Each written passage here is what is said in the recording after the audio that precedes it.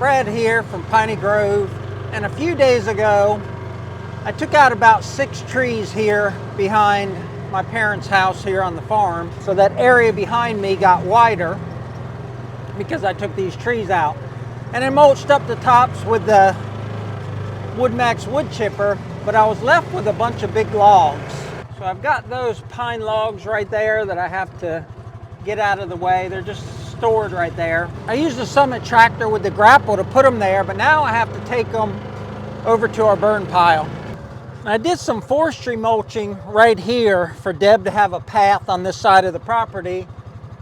But when you use a forestry mulcher, it's on back of the tractor and it tends to push some of the brush where you can't really get it and mulch it up. So I went in and pulled out some of that brush. So I'm going to bring the wood chipper by here and clean all that up. And that same day I used the forestry mulcher to clean up a little bit here on the front of our property.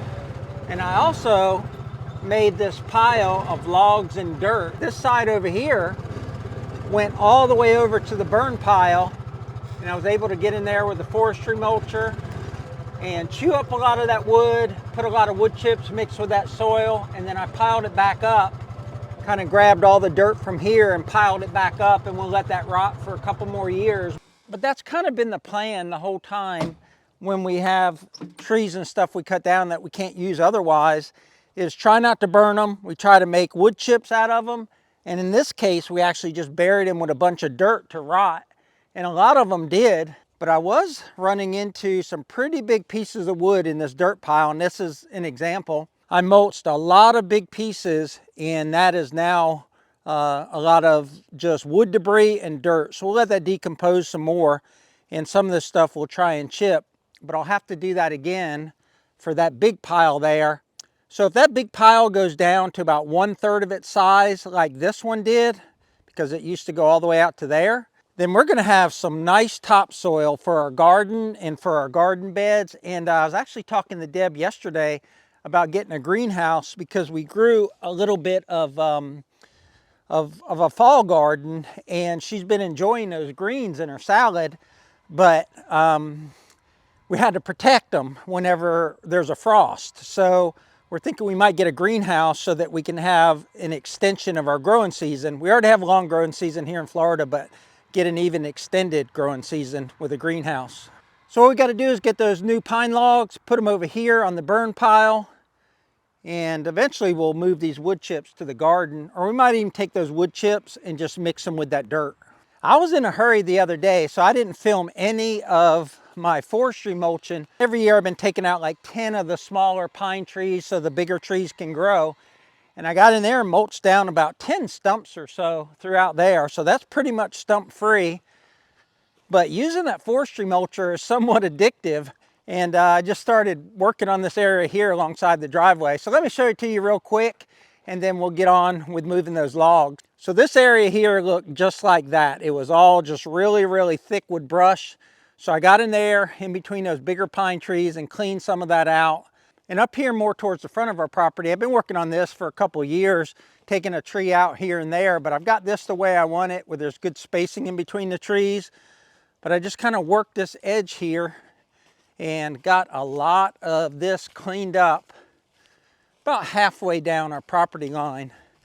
But once I got back here, I found out there was a lot of space to maneuver the tractor, and I got all of this cleared out.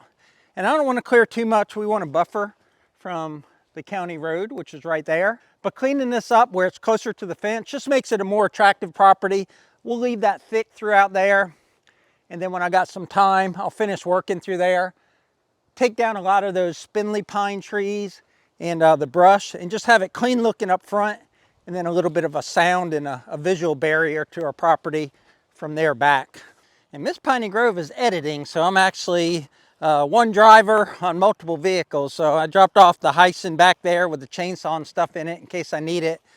Now I'm going to go get the Summit with the grapple and the wood chipper so I can clean up that area and also move those logs. If you've been following our channel, you know that we're sponsored by Summit Tractors. So we've got this tractor on loan from Summit, and if you were wondering how it's performing, got no issues. It does everything we ask it to do. I've tightened a few hydraulic fittings or something like that, which is normal with a tractor. And I made a couple adjustments on like the parking brake, but other than that, it's ran flawlessly. It's done everything we've asked it to do, and I just don't have anything negative to say about it. And we've got 170 hours on it. I use this tractor more than the Kubota. It's nice having the grapple on it all the time, or most of the time. And I usually do most of the wood chipping, or I've done all the wood chipping so far with the Summit. $19,500 or whatever that the retail price is on this tractor. I think it's a good price for an all-around tractor in the 25 horsepower range that can get a lot done and not break the bank. Now the smart thing to do would be to hook up the trailer and fill the trailer full of these logs and make like one trip, maybe 2 trips. But I don't feel like hooking up the trailer, so we're just gonna grab as many logs as we can and truck them down to the other end. So before I grab these, what's the maximum amount you think I can grab with that grapple? I'll give you a sideways view so you can see the grapple in the log pile. The most I picked up to bring them over here was 4. I just don't have a lot of space or length right here, so only so many logs will fit in here. So I think 4 is actually doing pretty good now that I look at it. But we'll see if maybe I can trap another one in there and get 5 or 6.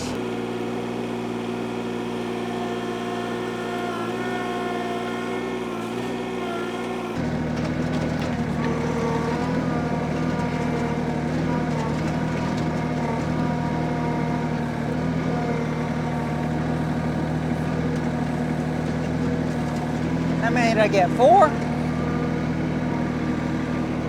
I got 4, but that one is barely in there. I'll probably lose that one. See, there's just no room really to get any more in there. It'd have to be absolutely perfect, but I don't even think a 5th one would fit in there. I was coming back to get another load of logs, and I saw where I had done some forestry mulching and pushed some of that brush deeper in. So I started working the grapple back there, and I pulled out a huge pile of brush. So I'm gonna move these logs, and then rather than trying to chip all that brush I just put in a pile, I'm gonna get the forestry mulcher, which is still on back of the Kubota, and mulch that up. That's just gonna be too much work to grab all that brush and put through the wood chipper. So, in usual fashion, a Piney Grove video started out doing something, and then it kind of took a little left turn or right turn. Never a left turn, always a right turn. And we're gonna be doing something a little bit different. But it's all tractor work, and it's all gonna be fun. When I was putting the logs on the burn pile, the pile was kind of like a teepee where I had set it up with the excavator. But with a grapple, you can't do that. So when I dumped it on top of that teepee, I basically broke down that whole pile, and then I had to take the grapple and kind of stack things back up again. I've been around the logging industry, and I've seen a lot of logs cut, whether they're hardwoods or pulpwood like this. And logs are just dangerous, and they want to roll. Logs want to roll, and they never want to roll where you want them to roll. I'd like to do this in minimal trips, but looking like maybe 5 trips. Now I've got a good bite right there. If I could keep that top one in. Nope. Let me try and roll the grapple.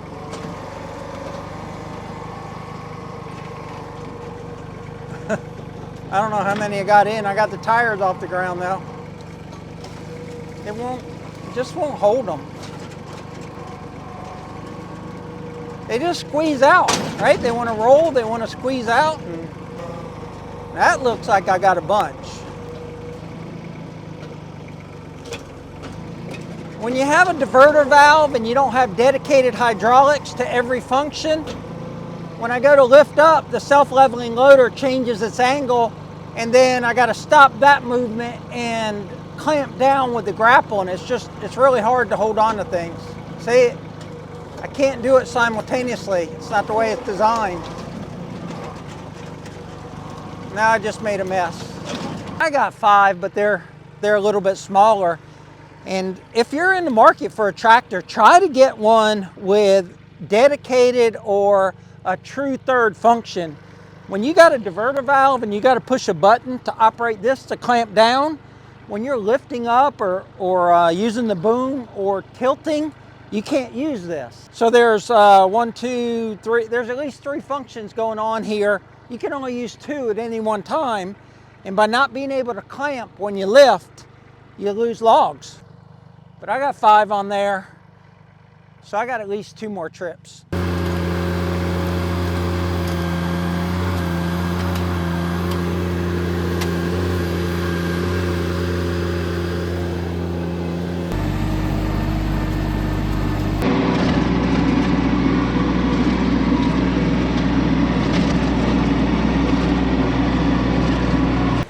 I told you I grabbed a bunch of brush with the grapple on the summit. Look how tall that pile is, and that's all brush that I knocked down with the Forestry mulcher. And because you back up with that thing, it pushes the brush back into the deeper woods, and you can't keep backing up because other trees are in your way. So I've been pulling a lot of that stuff out by hand over the past few months, but I went by with the grapple and I just started grabbing the loose stuff, and that's what we have there. So I broke out the Kubota with the Baumalight. I'm gonna try and knock this down to basically nothing except for maybe a few stems that have to go through the wood chipper, and finish getting this area cleaned up.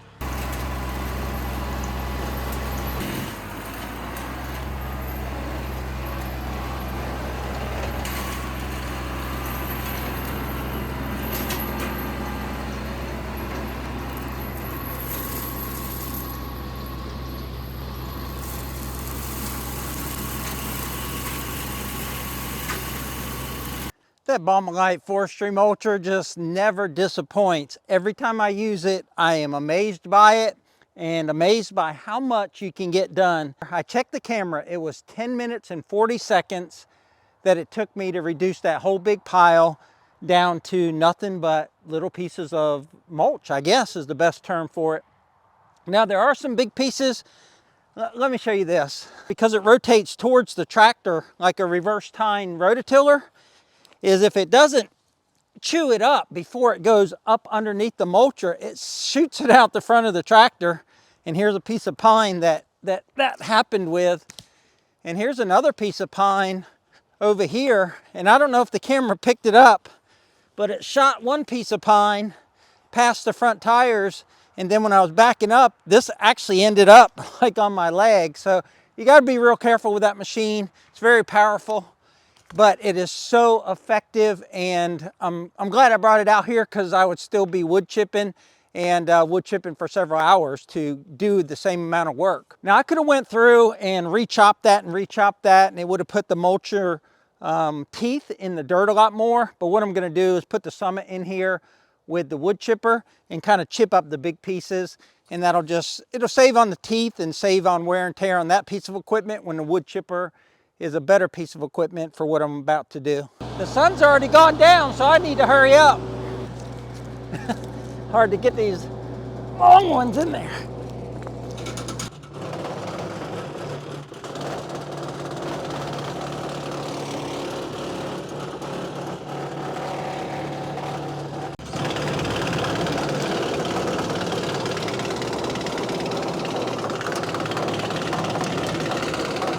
This is what the Forestry mulcher didn't get.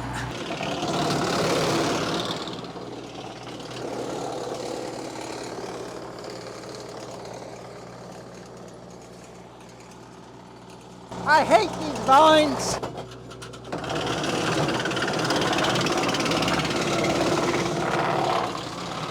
This maple should chip nice.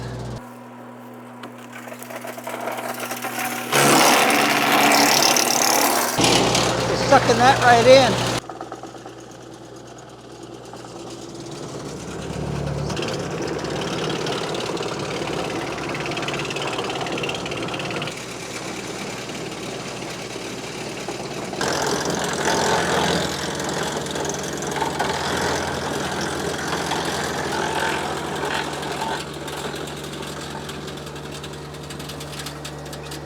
Two of my favorite things to do now, forestry mulching and wood chipping.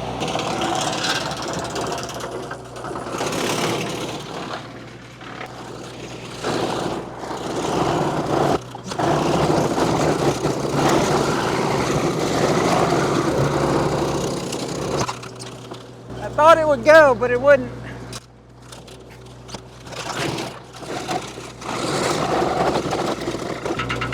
Got some of it.